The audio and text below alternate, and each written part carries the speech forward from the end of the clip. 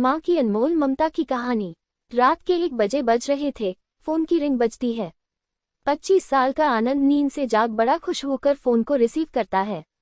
खुश इसलिए होता है क्योंकि उसकी नई नई गर्लफ्रेंड बिना टाइम देखे कभी भी उसको फोन कर देती है। फोन की दूसरी तरफ से आवाज आती है, जन्मदिन मुबारक हो बेटा। आज मेरा बेटा पूरे 25 साल का हो गया है। मैं बहुत खुश हूँ। माँ की आवाज सुनते ही आनंद के चेहरे के एक्सप्रेशन बदल जाते हैं। वो गुस्से में बोलता है, माँ तुझे समझ नहीं आता क्या? इतनी सी बात के लिए मेरी नींद खराब कर दी।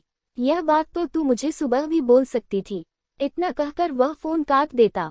थोड़ी देर बाद फिर से फोन की रिंग बजती है। आनंद फिर से फोन उठाता है और इस बार फोन पर पापा होते हैं।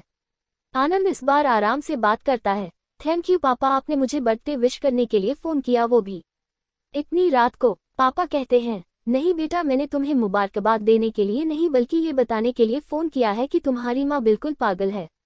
वो इतनी पागल है कि पिछले 1 महीने से मुझे हर दिन तेरा बर्थडे याद दिलाते आ रही है।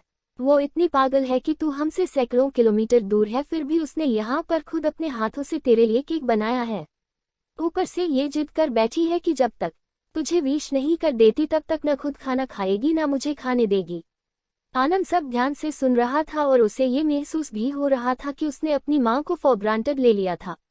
वो बोला, नहीं पापा, माँ बिल्कुल पागल नहीं है। पापा कहते हैं, नहीं बेटा, तू अपनी माँ के पागलपन को नहीं जानता, मैं जानता हूँ। वो तो 25 साल पहले ही पागल हो गई थी जब डॉक्टर ने उसे कहा था या तो हम बच्चे को बचा सकते हैं या आपको। उसने बिना 1 सेकंड भी सोचे बच्चे को बचाने का फैसला ले लिया और मुझे भी कसम देखकर उस फॉर्म पर साइन करने के लिए मना लिया था जिस पर लिखा था उसकी जिंदगी इस ऑपरेशन से खतरे में, और अगर उसे कुछ होता है तो उसके जिम्मेदार डॉक्टर नहीं होंगे। फिर वह अपने पापा से माफी मांगने लगा। पापा ने कहा, कोई बात नहीं बेटा, जा तू वापस चला जा। तेरी माँ हमेशा कहती थी कि तू उसे बुढ़ापे में संभालेगा, लेकिन मैं उसे समझा दूंगा। जैसे आज तक मैं उसे संभालते आया हूँ वैसे ही आगे भी मैं उसका ख्याल रखूंगा। उसे भी यह समझ लेना चाहिए, जो बेटा उसके एक फोन करने से परेशान हो जाए वह उसे उम्र भर क्या संभालेगा। बाप की ऐसी कड़वी बातें सुन आनंद की आंखें बहने लगी। वो सर झुकाए अपने बाप के सामने चुपचाप खड़ा रहा। अपने बेटे को परेशान देख माँ आगे आती है और पापा को कहती है, जाने दीजिए, माफ कर दीजिए, हमारा ही बेटा है। माँ की ममता का मोल ना कोई लगा पाया था ना कोई लगा पाएगा।